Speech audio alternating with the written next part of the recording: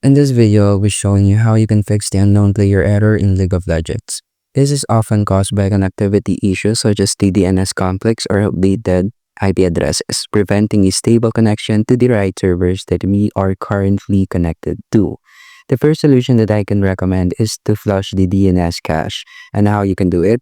Just click the start button and then type in cmd to open the command prompt. Here you have to type in ipconfig space flash DNS. So what does this do? This will force your PC to fetch fresh correct server addresses including the right servers, reducing login failures and connectivity errors in the future. Another tip or solution is to run the game as an administrator, and how you can do it, just click the start button and then search for League of Legends. And you will now see the run as administrator button here. This will resolve the error and you can play the game more easily.